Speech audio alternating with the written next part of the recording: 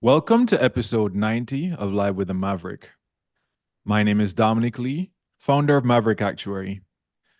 We are a content community.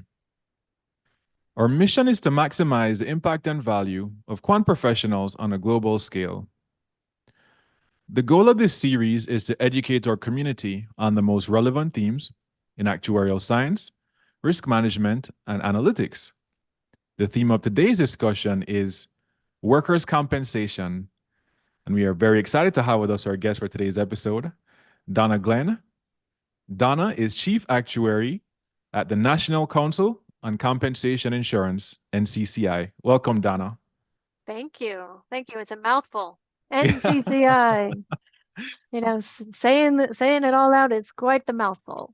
Yeah, and before we even start, Donna and we are colleagues at a former company. So, fun fact there. Yes. Yeah, I'd love to give you an opportunity to introduce yourself, Donna. Excellent. So thank you for having me. I'm delighted to share my experiences with your audience. And I've been watching your podcast, so that's been kind of cool. So I'm the chief actuary here at NCCI. I've been in this role since 2020. So right before COVID, I took a new job.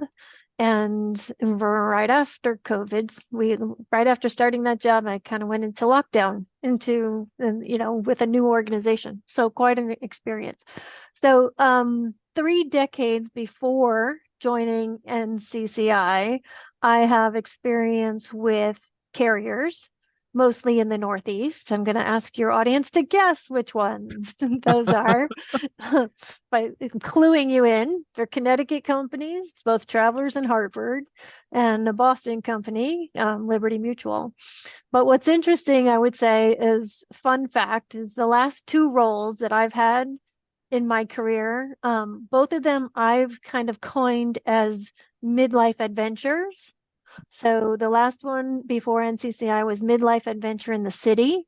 So working at Liberty Mutual gave me a great opportunity to live in the city and be in the city of Boston. And I saw count them, three parades in the Boston area, two for the Patriots and one for the Red Sox. So fun Nice. fact, I'm a New England fan. So that was a joy to be part of that midlife adventure. And now I'm living out another midlife adventure at the beach. So NCCI is headquartered in Boca Raton, Florida, and I happen to love the beach. So that's a little bit about my background. Boca is really Getting nice. started. I have lots of family in Florida, and I have some friends and some family also in Boca. So really nice place I'd recommend to anyone visiting Florida. And I almost forgot about your role at Liberty. I forgot that you were at Boston. So I just want to begrudgingly say congrats to the Celtics fans on getting to the Eastern Conference Finals as a Lakers fan. But Right. congratulations all the same. Yeah, I happen to not to be so much of the basketball fans. I like college basketball, but the Bruins and the Patriots and the Red Sox are all my favorite teams. Excellent. Yeah, so one of the things I noticed about your background, something that we certainly have in common for you, your career is obviously more mature than mine, is that you previously held non-traditional roles. So what were some of your most notable non-traditional roles? It's a interesting question. And as I was thinking about that question, I my whole career, I've been looking for new challenges. So I want to go back and actually talk about like the first decade of my career and as an actuarial student. And what I was trying to do there was look at get as many different versatile experiences that kind of created some versatility in me as an actuary. So think about it as pricing, reserving, predictive modeling, and personal lines, commercial lines, and just getting as much experience as I could. And then from there, what I learned was that what was really in demand was anybody with analytical skills, anyone with quantitative skills, and technical skills. And so that's when I decided to open myself up to some non-traditional roles. And the when I think about some of those roles, it was how do you complement actuarial analytical skills with underwriting or business skills? And I thought at that point I would benefit from seeing how other functions worked, be it underwriting, be it risk control. So the non-traditional roles that I was most attracted to was things like product management. And product management took me closer to the front line than some of the actuarial roles. So you could be pricing products, but you really want to know how competitive your pricing is in the marketplace. So the product management aspect took me to the front line and took me to better understand how business was transacted. So that was a specific role, was product management for personal lines companies, and they would give me a state assignment. So you could do personal lines for the state of Texas. That was my very first one. And for homeowners and auto. And back then it was, how do you figure out the mold crisis? So that was back in the turn of the century, 2000, 2002-ish, 2001, 2002, when there was a big litigation case about mold in a home. And the big question for insurance carriers was it covered? That's not usually the question that actuaries get. And actuaries are going to get the question of how much is it going to cost, but should it even be covered? And how do you exclude it from the policy? That was my task at this product management role. So it took me to places where I wasn't really prepared. Your training as an actuary doesn't train you in that regard. You kind of have to think differently. That's just one example. You want Yeah. another? No, well, I was just going to say that I'm glad that you mentioned. I was actually going to ask you, but it sounds like you're very intentional. I was going to ask if, you were intentional in choosing these roles or if it was an opportunity that came up, but it sounds like you intentionally were seeking out versatility. You understood what was in demand at the time from a skills perspective. You got an opportunity to be close to the business and see how some of that actuarial work product was being used. And I was fortunate too, because I was tapped on the shoulder. I think people saw something in me, in like I was interested and I was engaged, highly engaged. And then I was tapped on the shoulder and to do that job. And they said, we need someone to kind of come in. And the Texas situation was one where there was some profitability concerns. And it was, how do we address those concerns? And they wanted somebody who could get underneath the surface of the analytics to understand what was happening. So that's why I think they tapped me. But once I was tapped, I was kind of like drinking some Kool-Aid. Yeah, I can certainly relate. I really only had one business unit role when I was, at my first company. And what the underwriters, I could say, really appreciate when you have someone who can, like you said, dig into the numbers, but not only look at the numbers and analyze them and report back on them, but who can understand what that means within the context of the business. So I remember in that role, getting close to things like policy forms. I think, you're hinting at some of that when it comes to some of the mole claims. And yeah, so that's something that would highly recommend or encourage anyone if they have that opportunity or if there's a chance to seek that out. Those are some of the most fun. I don't know, I'm biased. I like the business side. I know some actuaries prefer the computational side and the mechanically technical side, but I definitely think when you can blend that with the business, that gets really exciting. Absolutely. I think I've always described myself as an applied actuary, not the theoretical or even a mathematician, right? So my degree is math and computer science, but I was always like, I'm not a theoretical mathematician. I'm a applied math. Sure. So, but I think in addition to what we just talked about, there's also, you look at in the product management space, there was compliance and a lot of regulations, understanding how regulations would impact your profitability or impact your ability to write new business or ability to cancel business. So you understand a little bit more of those dynamics, and the ideas of risk control and how that is influences commercial lines. It's not necessarily something that's in personal lines. But I was tapped. And I think once I was tapped in the personal lines market, I was then again tapped and several years later in small commercial and said, hey, we want to try something in small commercial. And that was at Travelers. And they were introducing new products, more quote to issue, fast, efficient underwriting. And they wanted to create a regional pricing organization, which morphed into a product organization. And small commercial. I think you're painting this picture really well, because I was going to ask you, how have some of these experiences helped to shape or helped you to get to where you are today? Which sounds just like between the combination of the versatility, working with the business partners, and you mentioned the regulatory piece, the commercial piece. It sounds like your background teed you up very nicely for where you are today. But is there anything else you want to add on that? I think when I look back too, and it wasn't purposeful at the time, but I look back and I see the benefit of one of the things that these roles did for me is, and I have a very long career, so it wasn't like I was doing something for 2 or 3 years. There was like 5 to 7 years of product management in the personal line space, another 5 years in small commercial. And then I did 5 years in commercial auto product management before coming back into an actuarial role. And even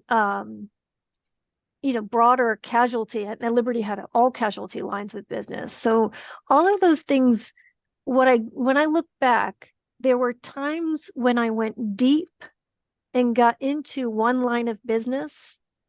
And then there were other times where I had responsibilities where I could see the breadth of the business, and it was more like all select in small commercial or all of casualty lines.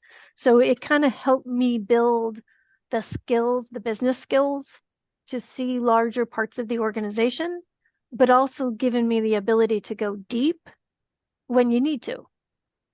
So I think that's another key benefit of some of the roles that I've had in my journey. I think that positioned me for this one. Yeah, that sounds very dynamic. You have some depth and you have breadth as well, which are bringing out different skills. So that's interesting. No, something that I'm very excited about for today's episode. This is really the first episode where we're able to get deep on a single line of business. So I'm very excited about that. And the theme of today's discussion is workers' compensation. So we have a great opportunity to educate people, not just in the US who may be somewhat familiar with it, but people around the world who may either call it something else or may not have it in that exact shape or form. So what is workers' compensation, and why is it unique to the United States? Workers' compensation, I'll take you back just one more anecdote from the past. I was back as an actuarial student. I was advised by, I think it was my second rotation, and I was advised to look at workers' compensation. And if you have workers' comp in your background, you're going to do great. And I said, okay, sign me up. That was when it started. And that's when I first got my interest in workers' compensation. But what it is an line of insurance that basically covers the workers and employers. So employers are required to have workers' compensation coverage so that if any of their employees get injured on the job, that they will be covered and compensated for the injury that occurs, but also for their time away from work. So there's 2 components to any workers' compensation loss, an indemnity or wage replacement. And workers' compensation basically gives you back, in most cases, about 2/3 of your pay if you're injured on the job. So you don't get full pay when you're out on disability from an injury. And then all of the medical that you incur is covered by workers' compensation. It's considered like this grand bargain that the employees are covered, but what in return, the employees can't sue the employer. So it's very different, and it's very governed by regulations in the United States. And it originally started, and if you really go back in time into the early 1900s, there were really poor working conditions. So really, and there was a lot of immigrants into the country. So people that were working in factories and meat packing plants. I think there's a book called The Jungle, written by Upton Sinclair. And that book is actually a really interesting one, but kind of scary, and about the working conditions of immigrant workers. And it explored that problem. It exposed the problem. But I think what even was worse, in 1911, what's very well known as the Triangle shirt factory. It was a factory in New York City. I'm getting the name wrong, but it was the first name, Triangle Shirt Factory. And there was a fire in the factory, and there was a lot, like 140 some odd workers were killed in this factory fire. Oh, no. And the employer, the managers on site wouldn't let the people out of the building, couldn't let them get to safety.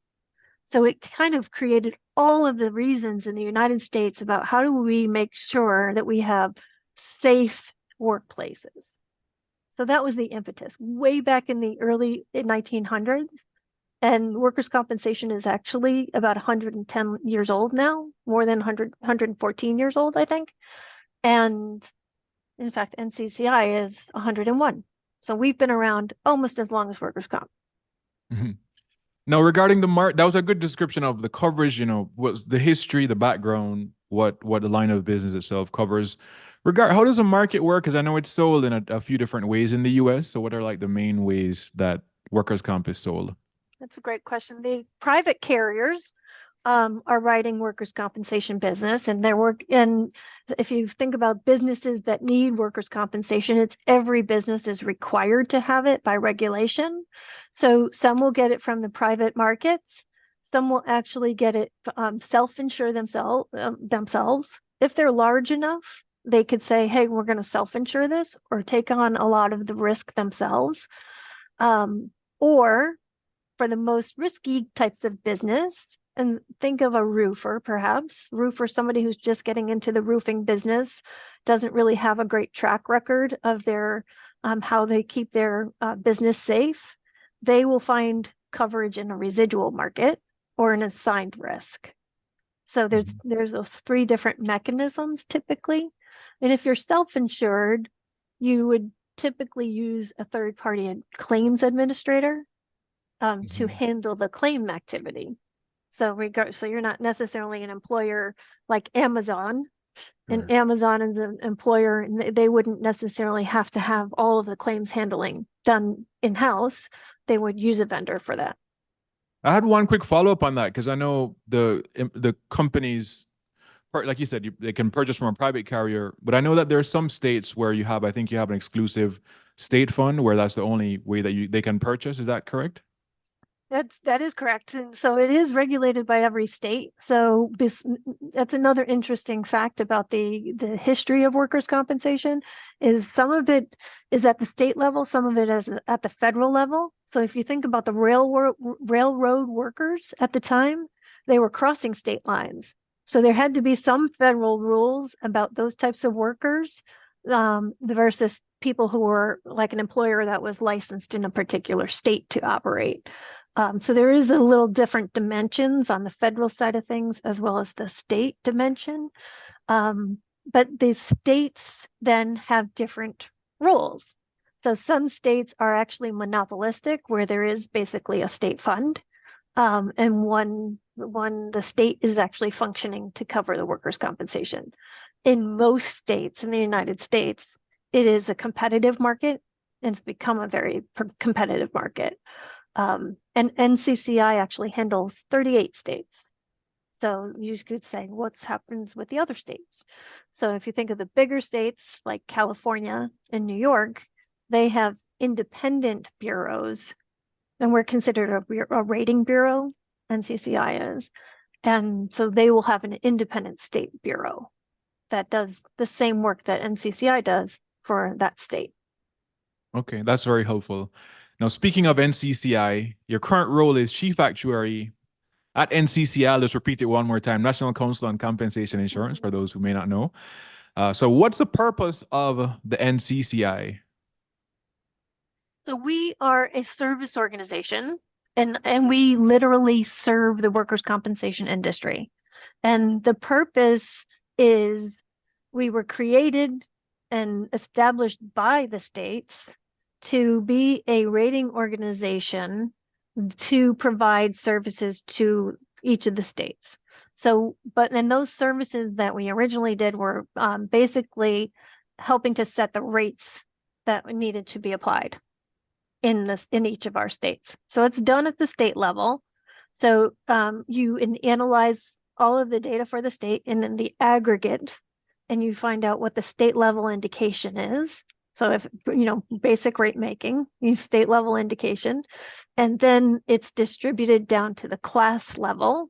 And the class level for workers' compensation is the difference between a roofer and a clerical worker. And that's how it gets distributed. So the purpose of NCCI is basically to do that primary function. But in order to do that, we become a data collector.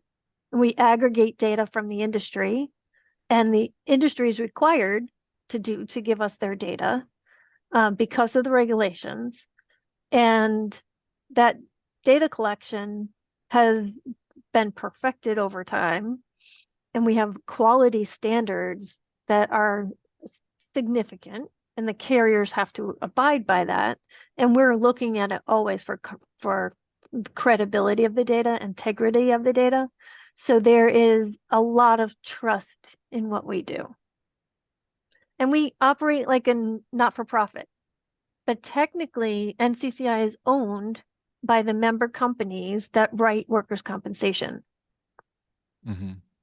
And they're assessed a fee, and that fee is used to provide our service. Okay.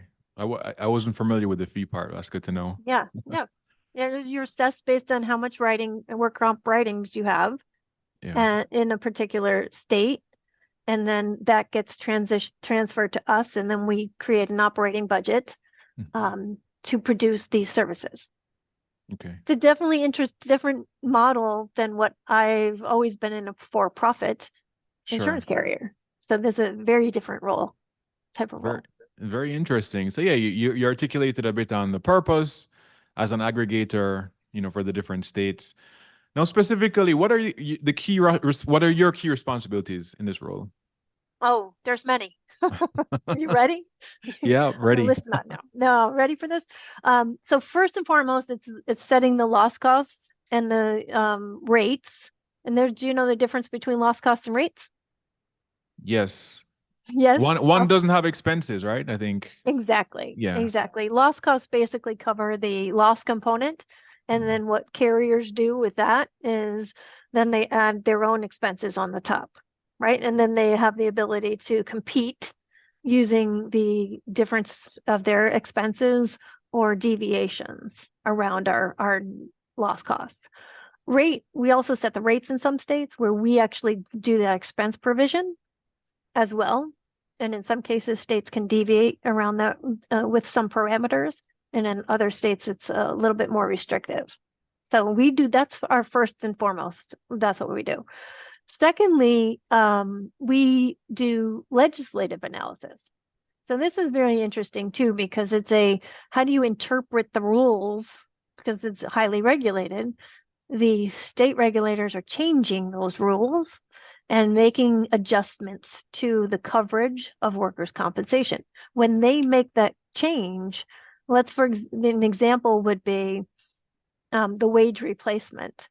If I had mentioned earlier that there was like a 2/3 of your pay is covered.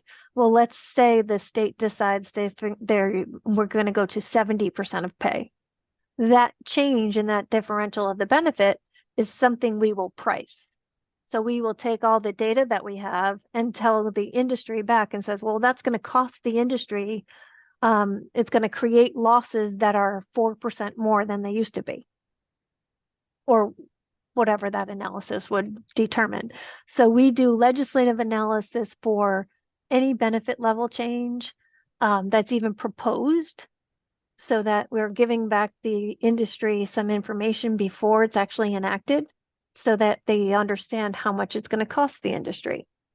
And another side of the house is medical. And the way medical is managed in workers' compensation is very interesting too, because there is a lot of medical fee schedules that doctors and facilities have to adhere to. And it's a whole system that's set up similar to the way it's set up for Medicare to control the prices on medical services. Workers' compensation has a similar process to control the medical costs. So when those things change, we also do some data analysis to just determine what's changed. Yeah, so There's more. No, keep going, yeah. Keep going.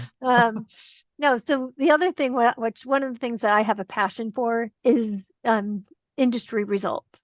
So since we have all the data, we look at it and we give it back to the industry to say, here's what the data told us. And we serve it back as benchmarks. So in aggregate, this is what the combined ratio looks like for the entire work comp industry. And we do analysis of NAIC data that is also required, right? Carriers have to report to NAIC, Schedule P, and most actuaries know what Schedule P is. And so I get the opportunity to review Schedule P and come up with our own independent analysis of what accident year results look like across the industry. We give it back to the industry so that you as an individual carrier can say, hey, at my carrier, we're either higher or lower, and how do we compare? And perhaps why do we have those differences? So I help companies understand what they look like relative to industry benchmarks.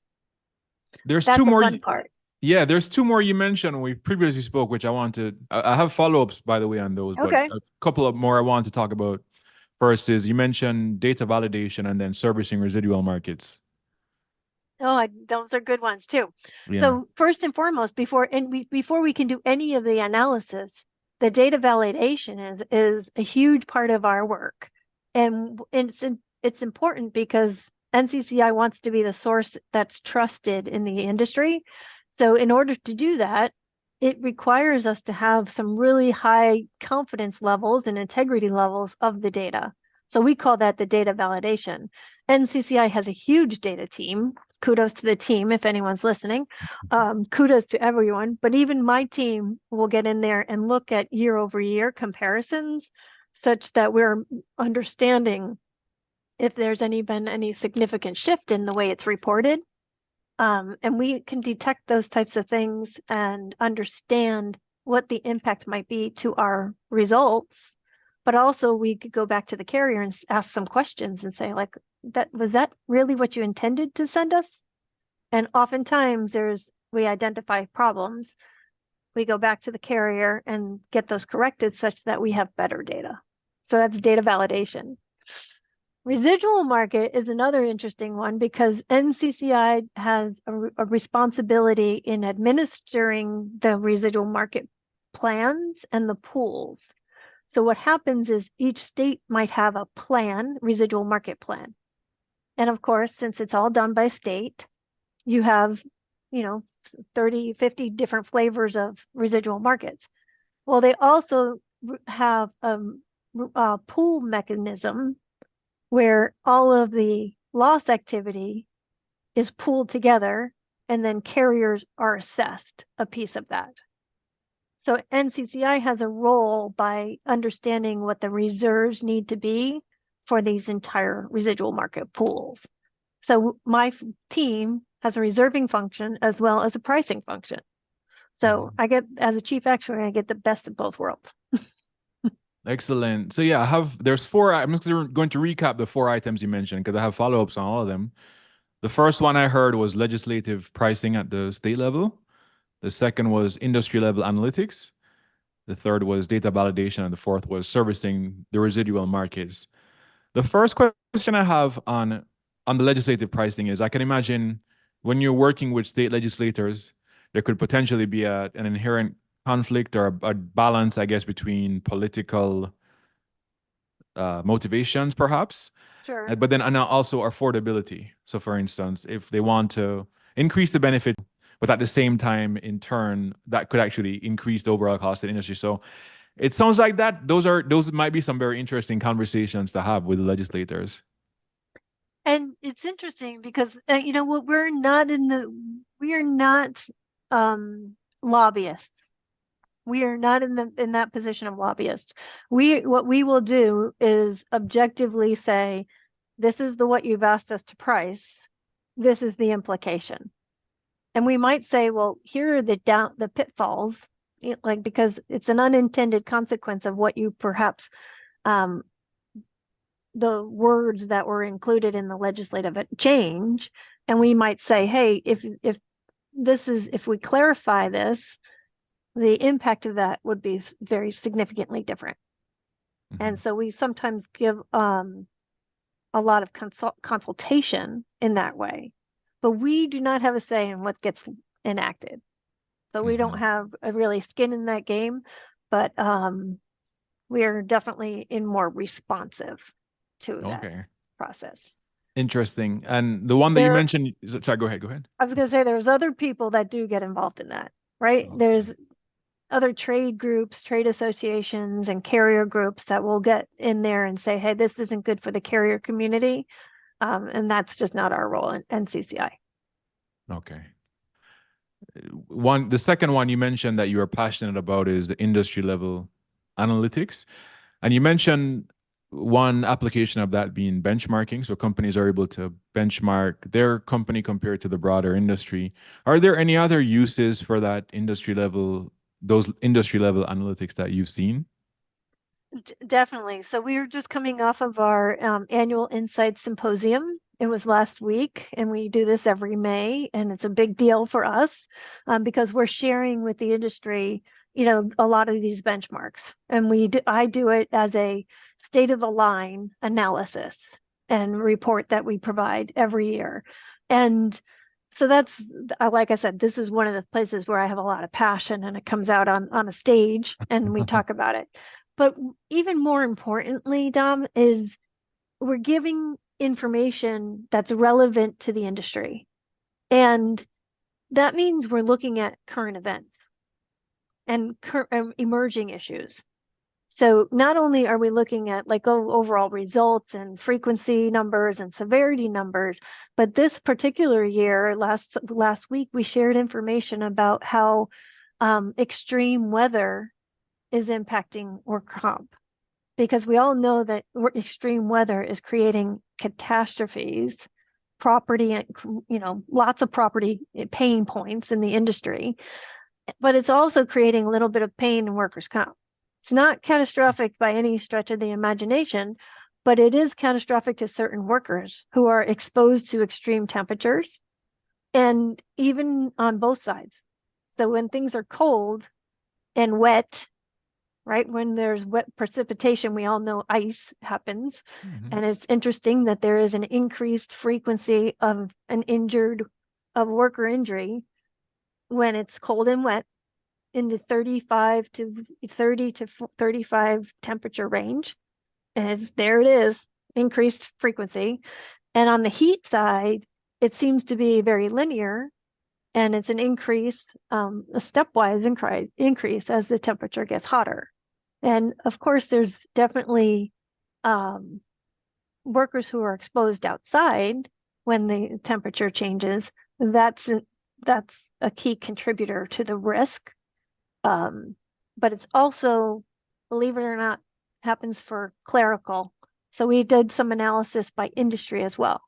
So that's just one topic that we looked at this year. Another example is mental health. Another example is medical fee schedules. We are looking at how effective they are. So there's lots of different, really specific angles we can go down because we have a really rich data set. Yeah. So coming back, speaking of data, coming back to the validation, just as someone who I imagine many actuaries might be curious about this as well, is as you're doing the validation, what are the most common things that you're seeing that you have to address to make, to maintain the integrity of the data? I think it's how I would characterize that is the continuity from one year to the next, right? Like we get data, there's financial, we have different data calls. So financial data comes to us once a year, and then unit stat data, which is more detailed, granular data, gets more. It's a regular data feed to us on on monthly basis, um, and that's typically reported to us like 18 months after the end of the policy period. So there's a little bit of a lag and a delay. And then there's a different kind of data that we now have that's medical data transactions and indemnity data transactions. So those come to us on a quarterly basis, which give us a little fresher look at what's happening in the industry. So there's a whole different, all of these different data sources have different types of validation that we do. Mm-hmm. So it's hard to describe what are the things we see. I I yeah. I I do expect that, we're exploring the idea of how do we use AI tools to help identify things. And Mm-hmm. we're on the verge of looking at that differently. But the naked eye sees so much. We have trained people who have been doing this a long time and see and really understand what they're looking for. So Yeah. that's what I trust. I was thinking that there might have been something like, like in, I think, catastrophe data, sometimes it's like using uh, dollars instead of thousands or something. But it sounds like it's a combination of different things. It's a combination. It's claim counts, claim closing patterns. There's a whole host of different things that we could uncover. Hmm. And lastly, on the servicing and residual markets, I was curious to know which, I think you might have mentioned one or two examples earlier, but which classes of business are most likely to be, or which situations are most likely to put an organization in a residual market? It's when you're not in business very long, so you don't really necessarily have a track record, or a lot of construction on small contractors. So Okay. the size of the policies are not typically that big. So the average policy size in the residual market is probably under $5,000 or somewhere in that neighborhood. Mhm. Um, Recent stat that I saw.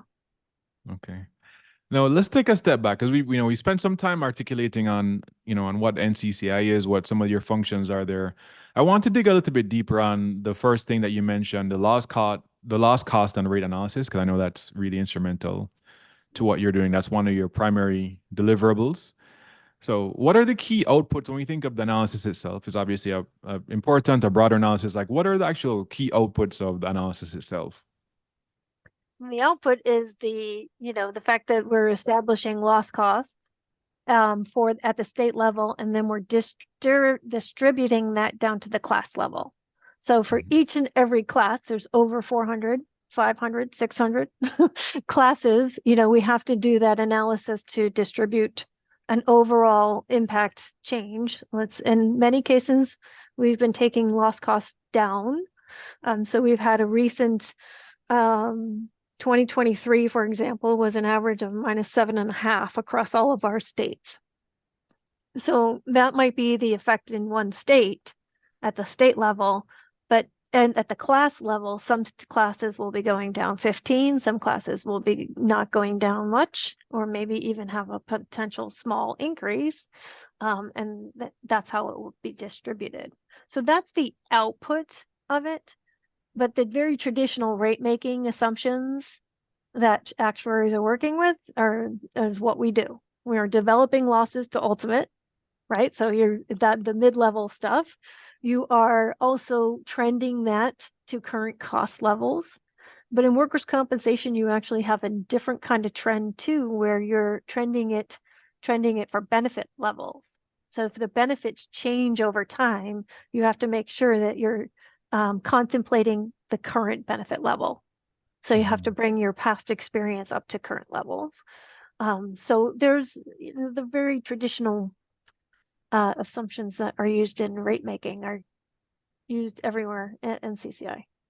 There's something else I have to ask about, just as someone, I did comment very briefly, not like, maybe not as much detail as some of the other lines of business, but emads are something that, is used in the industry. So, outside of just the pure loss cost side, can you talk about things like emads and anything else that you may produce?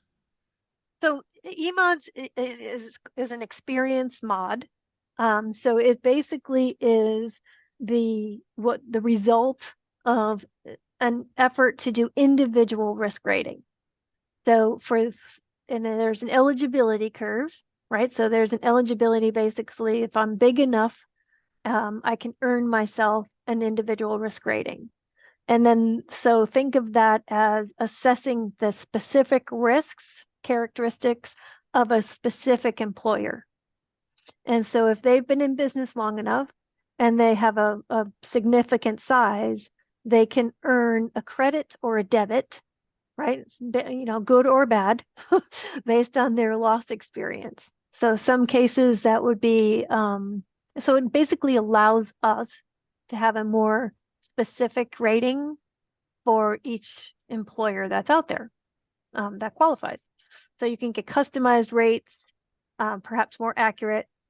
It includes the claim history, and so that's the EMOD component. And then any other underwriting aspects is also thinking about the safety measures that are employed at that carrier. And that results in losses or no losses, right? So if you have really strong safety precautions on your factory workplace, that is going to impact how many losses that you incur. So it's direct result. Does that help? Yeah, that does help a lot. And I have a question on applications. So thinking of some of the systems that that employers will connect to, and also something that you produce. I think it used to be called 𝗘𝗶𝘃𝗲, but no, it's done differently. Is aggregate loss factors on demand. Can we talk a little bit about those and purpose of those? Oh, they're for the largest of the large carriers that are either self-insured, and when you're writing excess coverage in workers' compensation, it gets very unique, but we have basically a layer, excess layer analysis. So that's what happens in Table M, used to happen in Table M. I just wanted to point to that. That's something that I think NCCI Yes, does NCCI produce. Yeah. promulgates the Table M, and then we also do I've got experts working on that. Excellent, excellent. Yes. And in terms of how the results of the loss cost and rate analysis, of course, pricing is just obvious. The very quick, simple answer. Clearly, they're going to be using those for pricing, and we did talk about earlier about putting their expenses on top of that. We may not have talked as much about company deviations, but deviations, potentially EMODs. Is there any other than just like basic pricing, anything else they're using it for, the results of the analysis?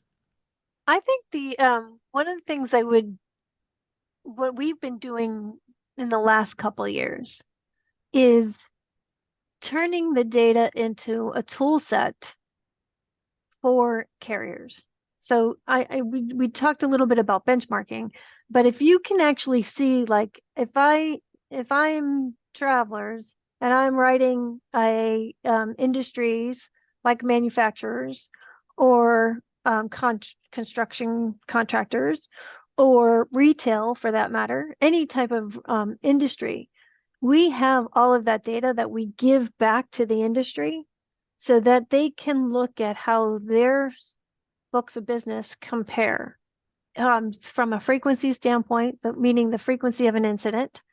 Does this employer have more frequent incidents than the others? And they can do a comparison point to that. They can see how their book compares. We are also doing that with the medical data that we're collecting, as well as the indemnity data that we're collecting. So the goodness to me, I think, is us serving that back to the industry to say, you can do your own analysis. You don't have to wait for us to tell you what the data is telling you, but you can take a look at it as well and compare your own carrier to the industry benchmarks, typically at the state level. So I could say you could compare one carrier to how how does their Florida book compare to this Florida book? There's lots of nuances to that, but I think that's a even stronger application than the aggregate loss factors, much more useful to the industry. Yeah. There's one bonus I have, which is just related to what we just mentioned. It's one because I feel like this is the one thing we may not have touched on is the company mods or deviations. How would you explain that concept to someone who's not familiar with with workers' comp? That's a good one too. So I think of it as this way. We're setting like the water level, right? And what carriers will do with a deviation that's lower than the water level is they will try to underwrite and put their best business. If they're doing risk selection, they're going to put their best business in something that's lower than the average loss cost. And vice versa, if it's something that's really risky or has challenging loss experience, they might debit that and put it in a deviated company that's higher. So typically what happens in workers' compensation is carriers will use writing companies that have different expense levels that are considered a deviation. And so they do that by filing what's called a loss cost multiplier. And in some cases, those are the result is less than the bureau loss cost. Sometimes it's higher. Does that help? Yeah, that does help. I think water level. Water level. Everybody is equipped now with all the deviations. We talked about the loss cost, the deviations, mods. So I think this is a pretty good review of workers' compensation for our first line of business episode. So I have to direct everybody to ncci.com because that is where we publish all of our thought leadership, all of our benchmarks, all of our tools. If you're part of a member company, and anybody who's writing workers' compensation is member companies, you have access to a lot of this information. And guess what? You just gave me some practice because NCCI is doing our own podcast later this year. So excellent. We're getting into the podcast business. So we do some of our work in webinars. We do it in what we call inside. We do some spotlights, I'm going to call them, on ncci.com with some video spotlights of our work. And now here we are. We're going to start some podcasts next. Sure. Are you going to get down to the state level, like different episodes for different states? Or I think that might be interesting. It could be interesting, but I'll keep in touch with you. I'll let you know. Please. That could be a lot of work. 38 states we got. So. Well, better to have more to work with than less. and we're in a place though that you do it for one state, you got to do it for all the states. They're all our kids, so we got to do. If you do it for one, you got to do it for all. So we can't pick and choose. Well, I look forward to it. Does it have a name yet, the podcast, or no? I don't think so. Not yet. Okay. I don't think so, but I'll keep you informed. And so thank you for reaching out to me. It's been a pleasure reconnecting with you.